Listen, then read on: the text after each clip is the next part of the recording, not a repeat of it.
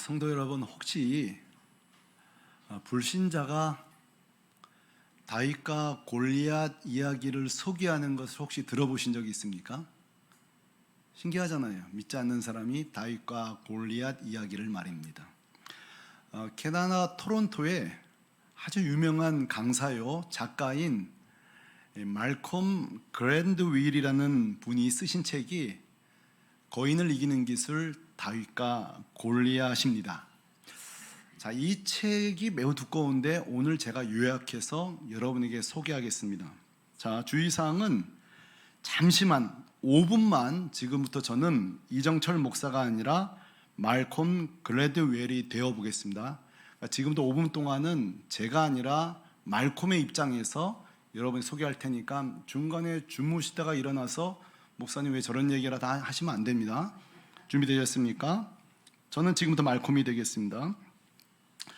자, 독자 여러분, 기원전 3000년 전 팔레스틴 신흥 강국 블레셋이 있습니다. 자, 이들은 원래 Sea Peoples, 해양 민족으로 그레타 출신들인데 해안을 따라 내려와서 팔레스틴 땅에 있는 5개 도시와 연합하여 신흥 국가를 이루게 되었습니다. 이 블레셋에게는 숙명적인 소망이 있습니다. 숙제가 있습니다. 그것은 바로 해양 민족의 한계를 벗어나 내륙으로 진출하는 것입니다. 지도를 보시면 알겠습니다만 내륙으로 진출하려면 어디를 반드시 넘어서야 돼요? 이스라엘을 반드시 넘어서야 합니다. 드디어 11세기 블레셋은 이스라엘과 엘라 골짜기에서 결정적인 전투를 벌이는데 성경이 기록하고 있는 바로 다윗과 골리앗의 전투입니다.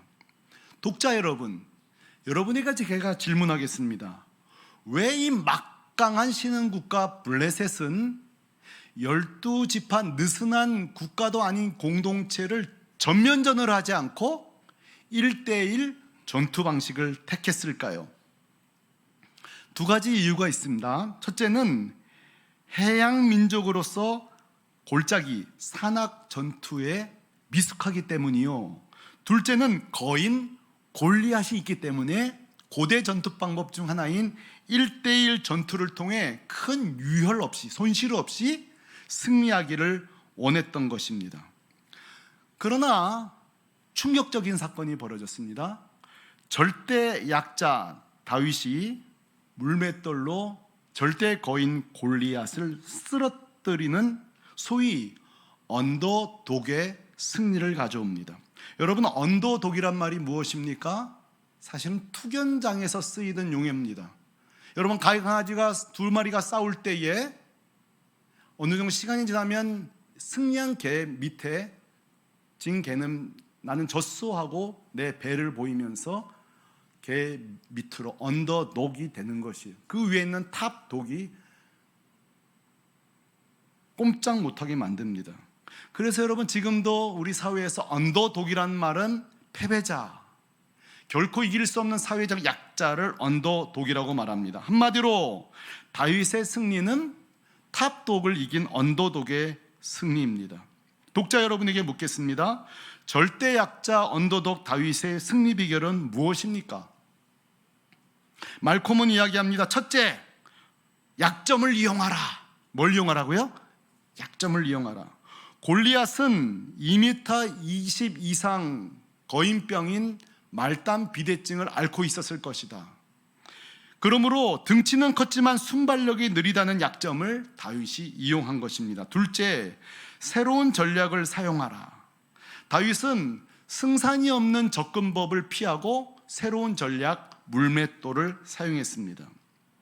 그러므로 독자 여러분, 우리가 이 거인 세상을 이기는 방법은 세상의 약점을 이용하십시오. 항상 새로운 전략을 짜십시오. 지금까지 말콤 그랜드윌이었습니다. 아멘 안 하세요? 아멘 안 하세요? 좋은 내용이잖아요. 저는 이 책을 읽고 정면으로 말콤 글래드웰에게 이렇게 묻겠습니다. 이렇게 전 물었겠어요. 말콤, 당신은 다윗의 승리 비결을 골리앗의 말단 비대증 때문이라고 말했어. 참 좋은 분석입니다. 그러나 그게 전부였을까요? 제 문제제기입니다. 말콤, 당신은 다윗의 승리 비결을 새로운 전략, 지혜의 물맷돌이었다고 말했습니다. 좋은 선택입니다. 그러나 과연 그게 전부일까요? 성도 여러분, 정말 이 베스트셀러, 이 믿지 않는 자가 분석한 것처럼 다윗과 골리앗을 우리에게 쓰여진 이유가 세상의 약점을 이용해라, 겨우 지혜와 전략을 잘 짜라, 이게 전부일까요, 여러분? 이게 전부일까요? 이제 저는 말콤 글래드웰이 아니라 제가 좀 나설 차례가 됐습니다. 왜냐하면 제가 진짜 성경의 진실을 여러분에게 소개하고 싶습니다. 성도 여러분, 이 말콤 글래드웰의 이 책이 굉장히 베스트셀러가 됐음에도 불구하고 놓친 게 있습니다. 이 성경을 놓친 게 있다고요. 그것은 진짜 다윗의 승리 비결입니다. 우리는 이 책을 읽고 그래, 전략을 잘 짜자, 세상의 약점을 집요하게 파고들자, 우리의 신앙이 그렇게 돼서는 안 됩니다. 저는 오늘 이 사실을 나누고 싶은데 가장 먼저 할 일은 이것부터 시작하려고 해요. 이 골리앗 앞에 사울과 이스라엘 백성들이 어떤 태도를 취했는지를 좀 먼저 소개하고 싶습니다. 10절에 보면은 이 블레셋 사람 골리앗이 무려 40일 동안 나와서 막 큰 소리치고 하나님을 모욕하고 하나님의 왕을 모욕하고 사울 왕을 모욕하고 백성 전체를 모욕합니다. 이때에 이스라엘 왕 사울이란 사람과 그 백성들의 반응은요, 너무 초라하기 짝이 없습니다. 11절 하반절 이래서 되겠어요? 다 같이 읽어봐요. 시작.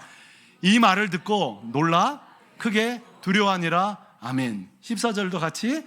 이스라엘 모든 사람이 그 사람을 보고 심히 두려워하여 그 앞에서 도망하여. 아멘. 자, 저 본문을 보면서 제가 물을게요, 여러분께.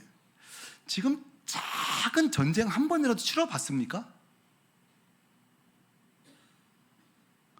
어떤 병사 몇 명이서 치열하게 싸움을 해봤냐고요? 지금 어떠한 전쟁도 벌어지지 않았습니다.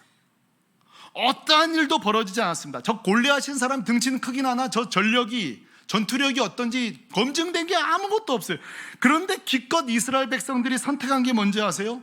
두려워하고 놀랐다는 거예요. 그러면 이스라엘 백성들의 두려움과 이 공포의 근거가 뭔지 아세요? 골리앗이 싸운 걸 본 적도 없어요. 그런데 지금 그 근거가 뭐냐? 저기서 동사 두 개를 찾으셔야 돼요. 자, 첫 번째로 이 말을 뭐하고? 듣고. 두 번째로 모든 사람이 그 사람을 뭐라고요? 보고. 그냥 골리앗의 외모만 본 거예요. 골리앗의 그 큰 함성을 들은 거예요. 아직 실전도 벌어지기 전에 눈으로 보고 귀로 들으면서 결론 골리앗에 압도되어 버린 거예요. 성도 여러분, 이 집에 돌아갈 사무엘상 17장을 한번 읽어보십시오. 지금 골리앗이 하루도 아니고 40일 동안이거든요. 40일 동안 하나님을 저주하고 하나님의 백성을 저주하는데 그 누구도 40일 동안 하나님을 찾는 자가 없습니다. 하나님의 백성이 이런 모욕을 당하면 되겠어 하고 문제 제기하는 사람도 없습니다. 사울 왕을 비롯해서 모든 백성들이 아무도 하나님을 찾지 않습니다. 그럼 제가 물을게요. 하나님을 모르기 때문에 그렇죠? 이스라엘 백성들이. 여러분, 하나님 몰라서 그렇죠? 아니요.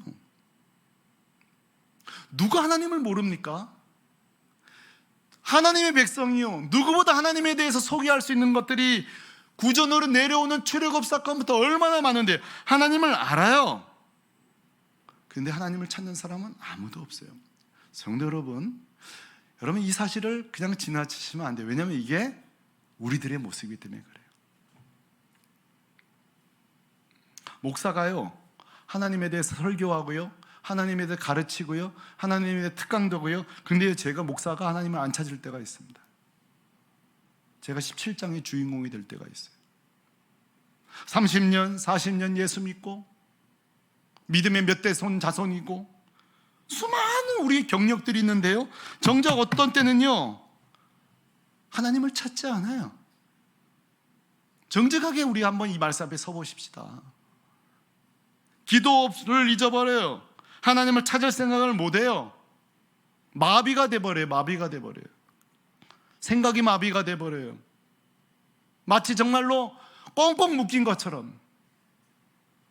그런데 말이죠, 오늘 다윗은 달랐다는 것입니다. 32절에 보면 두려움과 공포에 쌓여있는 이게 정말 이게 얼마나 망신스러워요. 소년 다윗이 왕에게, 이게 좀 바뀌었잖아요.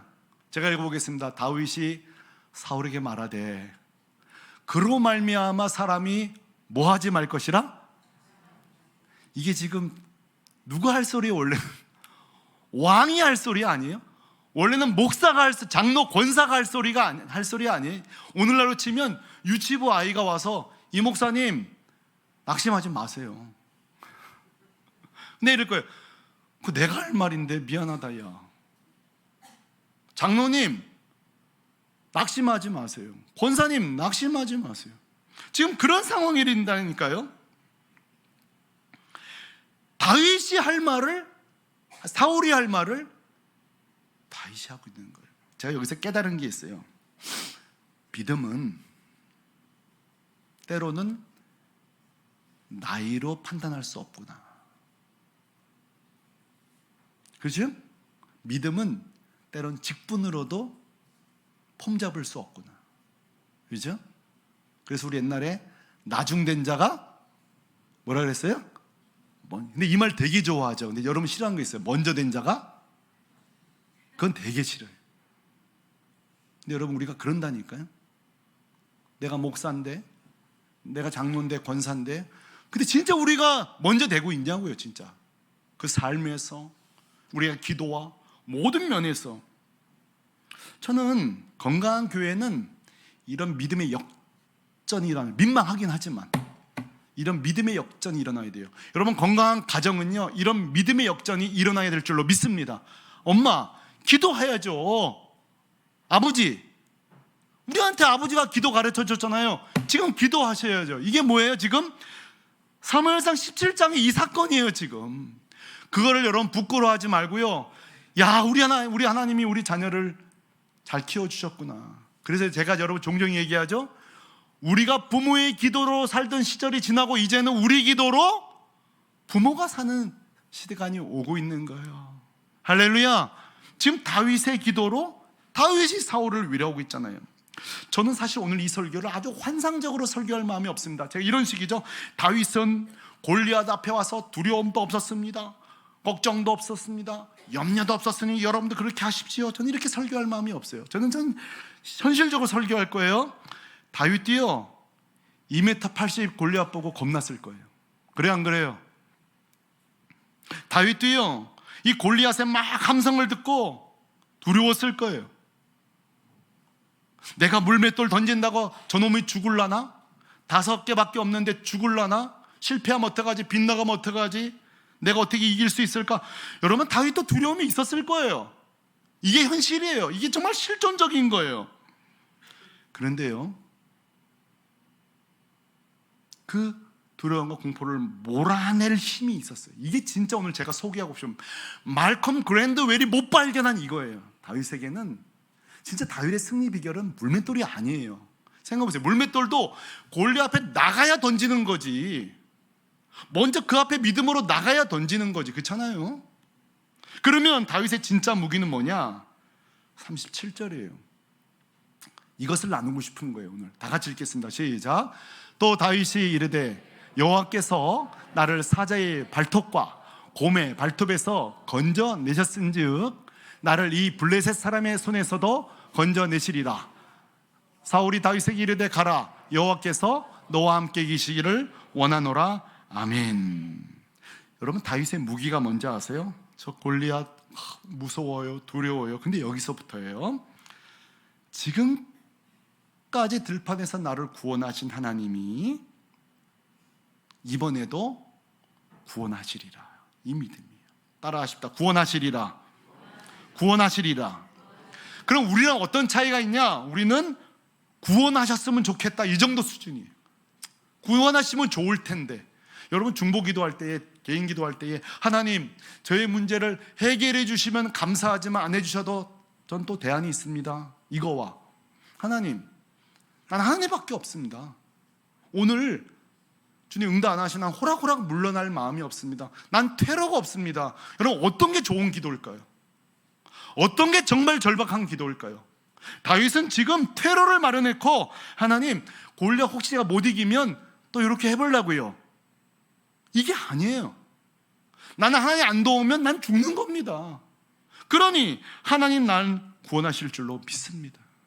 그러므로 여러분 다윗의 진짜 무기는 순발력, 무슨 골리앗의 무슨 비대증, 새로운 전략, 지혜, 그거 아니에요. 진짜 다윗의 무기는요, 하나님이 나를 과거에도 구원하셨고 이번에도 구원하실 것이라는 믿음이에요. 믿음이에요. 여러분 이 믿음이 여러분에게 있기를 소망합니다. 이 믿음이 여러분 기도 시간에 있기를 소망합니다. 성도 여러분 보세요. 우리도 마찬가지예요. 우리가 예수 믿고 우리가 믿음 생활한다고 할 때에 다 예수 믿는 순간에 주변 우리 삶의 골리앗이 싹싹싹 다 살아서 꼬리를 감추면 얼마나 좋을까요? 그렇지 않습니다. 우리가 예수 믿어도 항상 골리앗들이 존재합니다. 그래야 안 그래요? 이 문제 끝날 것 같은데 또 골리앗이 찾아오고 어쩔 땐 골리앗이 둘이 같이 찾아와요. 3명이 같이 한꺼번에 문제가 찾아와요. 뉴스를 보면 여러분 요즘 뉴스 보세요. 정말 뉴스 보고 있으면요 미쳐버릴 것 같아요. 다음 소식 알려드리면 또 골리앗 소개, 또 다음 소식 알려드리겠습니다. 또 골리앗 소개. 요즘 여러분 또 우리가 기후를 보세요. 날씨를 보세요. 올해 최악으로 더웠는데요, 제가 며칠 전에 라디오를 듣는데요 충격을 받았어요. 여러분 지금 이 얘기를 할까 말까 너무 놀랄까 봐 심장 약한 분은 좀 귀를 막으시고. 뭐라고 하는 거 아니? 여러분 올해 되게 덥잖아요. 그렇죠? 앞으로 올해가 제일 시원할 거래요. 제가 그래서 제 운전하다가 내 귀를 잘 의심했어요. 저 아나운서가 뭐 입이 삐뚤어졌나? 뭔 소리야? 올해가 가장 오늘 올해가 얼마나 더웠는데. 저는 엉터리를 받아들였거든요. 올해가 제일 시원한 날로 기억될 거라는 거예요. 내년에 더 더워질 거라는 거. 여러분 보세요. 이제는 기후 날씨가 골리앗이에요. 우리 힘으로 안 되는 것, 통제 불가한 것, 이 모든 게 우리 주변에 골리앗이 산적해 있어요. 뭐 순발력이 있고 무슨 이 기후가 무슨 비대증이 있고 뭐 우리가 계속 봐주는 줄 알아요. 이걸로 해결되는 줄 알아요. 천만에요. 천만에요. 우리가 이 땅을 골리앗, 이 거인들과 이 언더독으로서 이 탑독들, 이 우리 위에 있는 이 문제들을 이기는 방법이 무엇입니까? 다른 거 없어요. 오늘 이 다윗이 우리에게, 이 어린 소년에게 우리가 배워야 되는 거예요. 저는 그래서 이렇게 좀 정리해 드리고 싶어요. 3가지로. 이 거인들의 세상 속에서 오늘날 성도가 해야 할 일이 뭔가, 오늘 다윗이 우리에게 보여준 그대로 제가 전달하겠습니다. 따라하십시다. 자신에게 선포하라. 자기에게 뭐 하라고요? 아까 37절에 뭐라 했냐면 다윗이 이르되 여호와께서 나를 사제의 발톱과 곰의 발톱과 쭉 나오죠. 저게 지금 들어보면은 자기한테 하는 이야기예요. 자기한테 선포하는 거예요. 여러분 우리 길을 가다가 한번 연습해 보세요. 길을 가다가 야 정철아 너 오늘 또 잘 해낼 거야. 이거 말이에요. 이게 지금 이런 거예요. 야 너 오늘 또 잘 해낼 거야. 자, 이게 인간적인 생각입니다. 우리는 말씀을 하는 거죠. 야 하나님이 지난번에도 그 문제 해결하신 것처럼 이번에도 해낼 거야. 주님 너와 함께 하실 거야. 자신에게 뭐 하라고요? 선포하라. 지금 여러분 이거 하는 분들 거의 없어요. 자신에게 선포하기 연습을 해야 돼요. 이런 거예요. 하나님, 야, 너 지난 몇 년도에 너 그 질병에서 건져주셨지? 이번에도 건져주실 거예요. 이게 자기에게 선포하는 거예요. 지난번에 우리 가정이 시험 들었을 때 주님이 건져주셨지? 이번에도 건져주실 거예요. 계속 연습하는 거예요. 제가 성경을 보다가 자기에게 선포하기 제일 잘하는 사람들이 있더라고요. 시편 42편 보니까 이 고라 자손들이 참 잘해요. 얼마나 잘하는가 같이 읽어봐요. 시작. 내 영혼아 내가 어찌하여 낭망하며 어찌하여 내 속에서 불안하여 하는고 너는 하나님을 바라라. 그 얼굴에 도우심을 인하여 내가 오히려 찬송하리로다. 아멘. 지금 자기가 자기한테 얘기하는 거예요. 야 정철아, 너 오늘따라 왜 이렇게 두려움이 많냐? 오늘따라 왜 이렇게 걱정이 많냐? 너 불안하지 마. 너는 하나님만 바라라. 옆 사람이 하나님만 바라봅시다. 하나님 바라봅시다. 지금 방금 옆 사람에게 뭐라고 했죠? 하나님만 바라봅시다. 이게 오늘 제가 여러분 제안한 두 번째예요. 따라합시다. 서로 선포하라. 이게 선포해 주는 거예요. 하나님이 장모님과 함께 하실 거예요. 다음 주 수술하시죠? 집사님이 그 병실에 함께 하실 거예요. 그 말 듣고 기분 나빠할 사람 있을까 없을까? 기분 좋죠. 감사해요, 집사님. 축복하는 거예요. 오늘 사울이 참 이 왕으로서 남자 망신 다 시키는데 마지막에 한 번은 잘했더라고요. 37절 하반절에 보니까 사울이 다윗에게 이르되 가라, 여호와께서 너와 함께 계시기를 원하노라. 아멘. 제가 읽고 나서 이렇게 말했어요. 그걸 알면 지가 가지. 그걸 안 하면 지가 가지. 또 이게 우리의 신앙이야. 남한테는 진짜 잘 얘기해. 기도하세요. 하나님 함께 하십니다. 주님 영광 돌리세요. 근데 자기는 안 해. 근데요, 저는 이렇게 생각해요. 요즘은 이런 빈말도 귀한 시대예요. 얼마나 우리가 깍쟁이인데 관심 없어요. 누가 아프든 말든. 나는 성격이 그래서. 물론 자기 성격대로 사는 건 맞지만 이 사울 보세요. 그래도 이 다윗에게 참 민망하죠. 진 안 나가면서도 이 소년에게, 우리가 이거 주일학교 아이 선교사로 보내면서 주께서 너와 함께 하시라 하면 얘가 속을 거예요. 목사님이 가시지. 그런 거죠. 서로 선포해 주는 거. 여러분, 우리가 이 거인들 세상 속에서요 살아가는 것은 공동체입니다.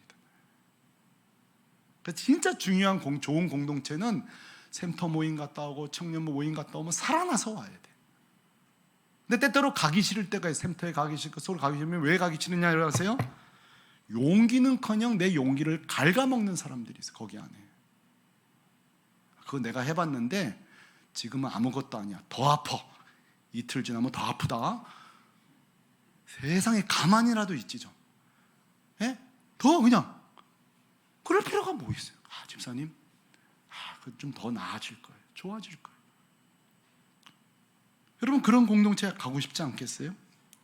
제가 이 마지막으로 정말 여러분이 나누고 싶은 게 이것입니다. 따라하십시다. 서로 공유하라.